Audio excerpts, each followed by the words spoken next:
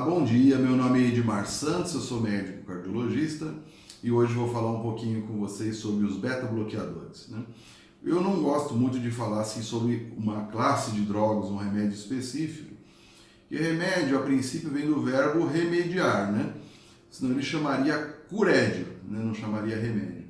Então, logo, o remédio seria, num tratamento médico, a cereja do bolo, mas tem a massa do bolo, tem tudo que vem antes, que é dieta, atividade física, aspectos emocionais, tudo isso, manutenção do peso, tudo isso é extremamente importante. Então o remédio ele vem, sempre bom lembrar, como aspecto final e que é o acabamento do nosso bolo, né?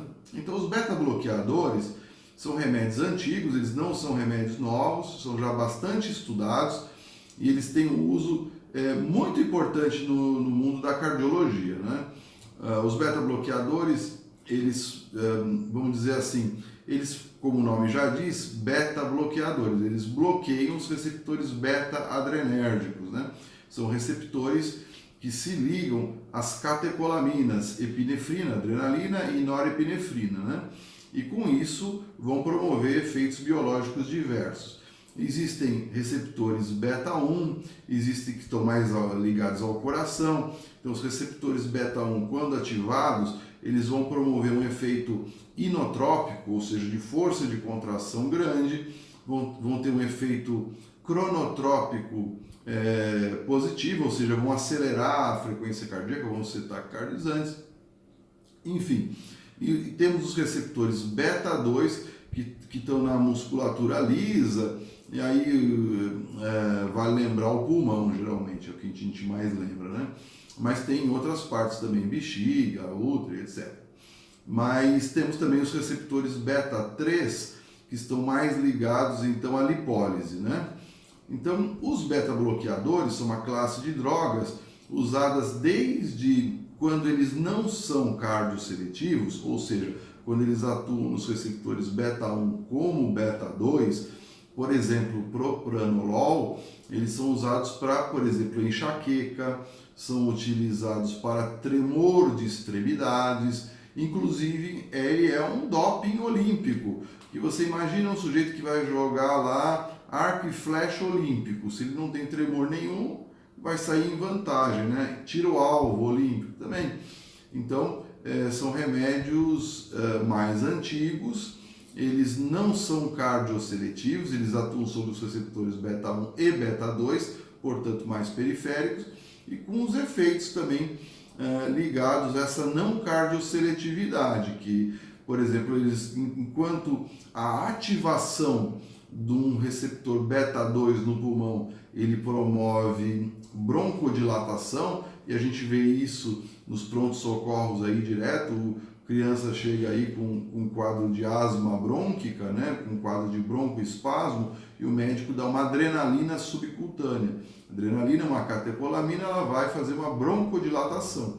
Deu para entender? Então, o que ocorre? Então, na cardiologia, em geral, a gente prefere naturalmente usar os mais cardioseletivos, né? Os mais ligados aos receptores beta-1. E quais são as utilidades práticas deles no mundo da cardiologia? Eles podem servir ao tratamento da hipertensão, muito antigamente foi quando eles nasceram com essa indicação, né, a priori, como antiarrítmicos, no pós-infarto do miocárdio e na insuficiência cardíaca. Seriam essas 4 indicações para os beta-bloqueadores. Aí você tem vários, desde os mais antigos, que são cardioseletivos dose dependente, que é, por exemplo, a atenolol, ele é relativamente cardioseletivo, mas quando você aumenta a dose ele já não é mais. Você tem aí o metoprolol, bisoprolol, nebivolol, você tem o carvedilol, você tem vários, né? Então, vamos ver assim, situação por situação, acho que fica mais interessante. Na insuficiência cardíaca é onde eles promovem o seu maior benefício, né? Então, 4 deles já foram bem estudados e são os recomendados. Eles reduzem em torno de 34% a mortalidade por essa enfermidade. insuficiência cardíaca com fração de ejeção reduzida, veja bem. Então, foi o metoprolol, através do estudo MERIT-HF, você tem o bisoprolol, o estudo CIBS mostrou isso, você tem o carvedilol, que é o mais utilizado, que o estudo Copérnico mostrou isso, e você tem o nebivolol, que foi o último a ser associado a essa situação. O estudo Seniors demonstrou essa situação em indivíduos mais idosos, com uma magnitude de efeito menor, foi algo em torno de 14, 15% de redução de mortalidade, o que é muito, não é pouco, estamos falando de morte, mas era um público diferente dos outros estudos, ele não era um público necessariamente com insuficiência cardíaca e fração de ejeção reduzida, também tinha grupo com fração de ejeção preservada, né? Então era um pouquinho diferente, mas as 4 drogas podem sim ser utilizadas para essa finalidade. Elas se diferenciam entre si com relação à cardioseletividade e o poder de vasodilatação, por exemplo. O carvedilol, ele não é cardioseletivo, mas ele tem poder de vasodilatação. Tem uma ação antioxidante, uma ação de inibição do receptor alfa-1 periférico, promovendo então essa vasodilatação. Você tem o metoprolol, que o metoprolol ele é cardioseletivo, mas não faz vasodilatação, né? Então, para pacientes com pressão mais baixa, pode ser mais interessante, né? O bisoprolol, ele também é mais ou menos muito parecido com o metoprolol, é na mesma linha. E o nebivolol, ele é o que tem a dupla ação, né? Ele é vasodilatador por uma ação direta sobre o óxido nítrico e também ele é cardioseletivo, né? Então, teriam essas 4 situações. Muito bem. Em relação ao pós-infarto do miocárdio. No pós-infarto do miocárdio, os que foram estudados e com bons resultados são o atenolol e o metoprolol. Esses foram os mais bem estudados. Sobretudo o metoprolol oral, exceto nos casos extremos do venoso. Mas atenolol e metoprolol foram os que mostraram resultados no pós-infarto do miocárdio. Pacientes que tiveram infarto, estavam estáveis, eles aumentavam sobremaneira a sobrevida desses indivíduos, sendo uma recomendação hoje para toda a diretriz de pós-infarto agudo do miocárdio. Então, os beta-bloqueadores neste universo. Por quanto tempo eu devo manter o paciente beta-bloqueado após a alta hospitalar? Então, as evidências atuais, em 1999 houve uma publicação do New England Journal of Medicine mostrando que até 1,6 meses após o infarto conferia a proteção. Já por publicações mais recentes, feitas no JAMA, é uma coisa de 2015, 2014, por aí já mostra que com 5 anos o efeito já não existe mais, do benefício. Portanto, se situaria entre 2 e 3 anos, pela média dos estudos, esse benefício de manutenção do beta-bloqueador após o infarto, né?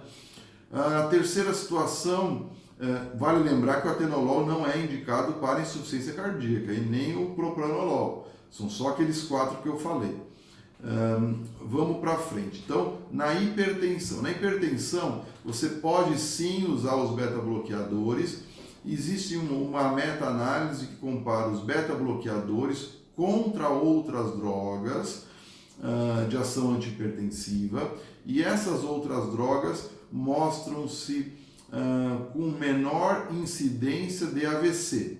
Não é que o beta-bloqueador cause AVC, vamos dizer assim, ele protege menos contra o AVC do que as outras drogas, né? Como inibidor de enzima de conversão, antagonista de canais de cálcio, bloqueador de receptor de angiotensina, diuréticos, etc. Mas eles podem sim ser usados, não como primeira linha, mas como um adjuvante no tratamento antihipertensivo. O oitavo Joint National Committee nos Estados Unidos, que é um conjunto de expertos em hipertensão, ele retirou a indicação dos beta-bloqueadores no tratamento da hipertensão, por causa desse resultado. ele realmente diminui menos a pressão do que essas outras classes. E aí, uma diferença muito sutil, muito pequena, ela faz uma diferença muito grande. Então, quando a gente analisa aqui, no estudo LIFE, por exemplo, né, uma comparação de losartana versus atenolol, 1 milímetro de mercúrio que reduziu a mais de pressão arterial sistólica de losartana, houve um efeito sobre desfecho de 25%. Então, diferenças muito pequenas têm resultados muito grandes. Então, assim, sempre na medicina, às vezes a gente pensa, não, é um resultado pequeno, mas a soma de resultados pequenos faz um resultado fantástico no final, faz toda a diferença. Então, assim, no Brasil eles não foram retirados de indicação para o tratamento da hipertensão. Não são de primeira escolha.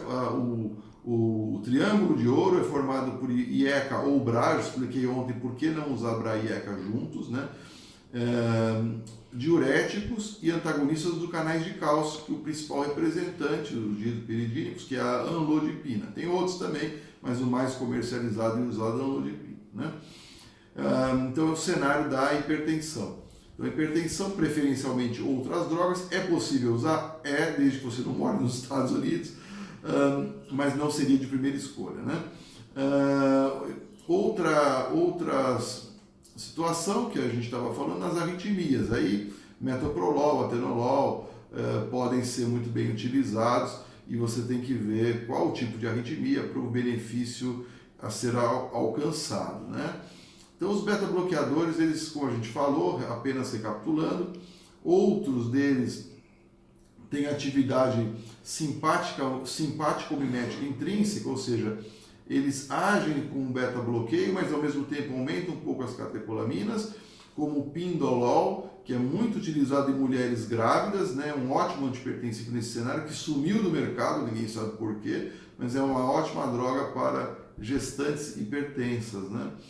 Ficando apenas com a possibilidade hoje mais restrita, menos drogas, né? Uma vez que neste grupo de pacientes você não pode usar inibidores de enzima de conversão, nem bloqueadores de receptores de angiotensina, que são teratogênicos, né?